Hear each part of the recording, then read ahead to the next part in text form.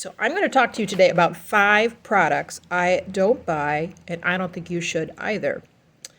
And the first one is cheap paint. It looks like a good deal, but the pigment is so bad and it behaves so badly that you'll never know if you could paint or not, if that's what you started with. I get the idea of saving money, but you could easily start with a small starter kit of limited palette, primary colors plus white. And it would cost you less money if you bought good ones than if you buy a lot of cheap paints of a different manufacturer. Okay, so the number 2 thing that I don't think that you should waste any money on is hues and convenience mixes. So what are they? On every tube of paint in the corner is a little tiny number and letter series. So this is cadmium orange watercolor. And the letter series on it says PO20. And what that means is it's a pigment, P, it's orange, and 20 tells us it's cadmium.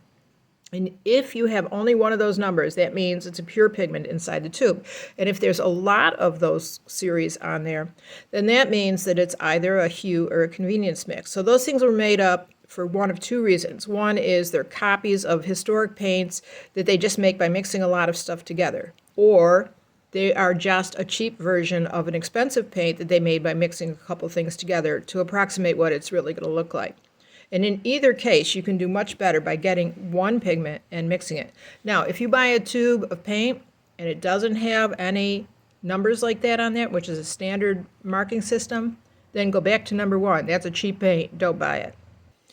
So the third thing that I think you should never waste money on is cheap brushes. And you can end up with cheap brushes in oils, and you can end up in cheap brushes in watercolor. So what happens when they make a cheap brush is they use an inferior bristle or hair, and then they put a lot of sizing in it so that it looks pretty good in the package. And then you use it once or twice, and everything splays out because it was never set up right to start with. This happens to be a cheap brush. So you don't want to do that. And also you want to use the right brush for the medium you're working in. So a good point to start at is that oil painting brushes have long handles and watercolor brushes have short handles. Oil painting brushes in general have stiffer bristles, unless they're for glazing. Watercolor brushes have soft bristles. So here is a cheap, crummy oil painting brush. The bristles are all twisted out of shape. It'll never go back to shape, and you can't paint anything with this. And by the way, you don't have to spend a fortune on brushes to get a good brush. There's a lot of brushes out there that are mid-range brushes that are really high quality. I'll link to some below. The fourth thing that I would never waste money on are fancy painting media in oil.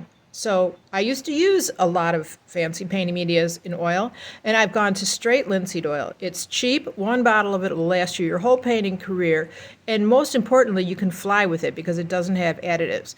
Now I get that there's painting media that dries faster, there's painting media that stays open longer, there's painting media with different glazes on it, but really those are gilding the lily. The bottom line is you just need it to make the paint flow.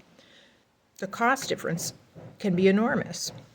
You can buy a bottle of refined linseed oil from a good maker, and I can link to that below, for about $6. Now, on the surface, it's not significantly less than you pay for the media, but it's going to last you a lot longer. Okay, so the 5th thing that I would not spend money on is cheap boards from your local department store. So you can get them for as little as $1 a piece, and they seem like a great deal. But they have very porous surfaces because they don't have very much gesso on them, and they bleed. And if you happen to paint something that's really good on it, you're going to suffer from it for a long time because they warp and bow. They're just made on cardboard. Heaven forbid that they should get wet. Instead, I recommend that you buy a tablet of either a linen or canvas that you can then tape onto a board. Now, when you're learning, the chances of you creating a masterpiece are probably pretty slim. But if you happen to, then you can just take that taped painting and you can use archival glue and adhere it to a permanent board. So that is my 5 tips for saving money as a painter.